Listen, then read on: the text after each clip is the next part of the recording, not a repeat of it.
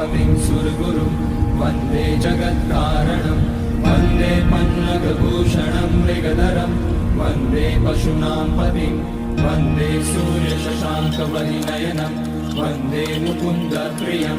वन्दे भक्तजनाश्रयं च वरदं वन्दे शिवं शङ्करम् ॐ मृत्युञ्जयाय रुद्राय नीलकण्ठाय शम्भवे अमृतेशाय शर्वाय महादेवाय ते नमः।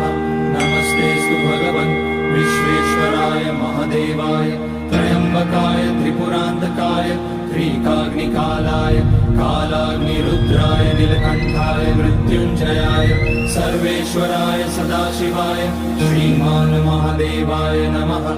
ॐ नमः शम्भवाय च मयोपवाय च नमः शङ्कराय च मयस्कराय च नमः शिवाय च शिवतराय च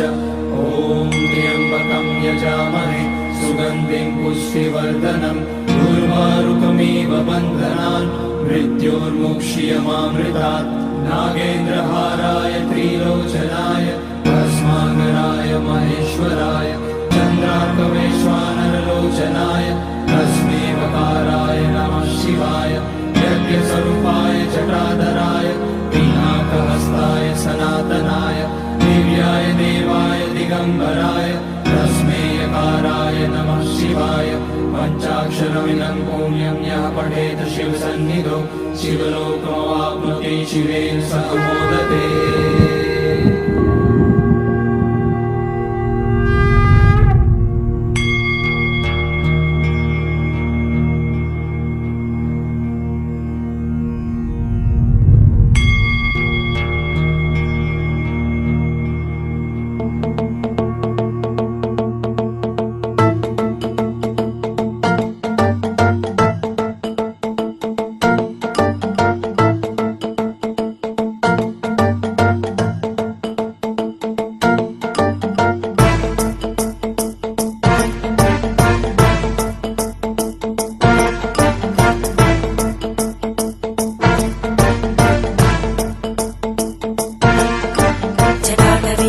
जलप्रवाहभावितस्थले घरेवलम्ब्य लम्बिताम्बुजङ्गतुङ्गमालिकां ढमड्ढमड्ढमड्ढमन्निनादमड्ढमर्वयं चकार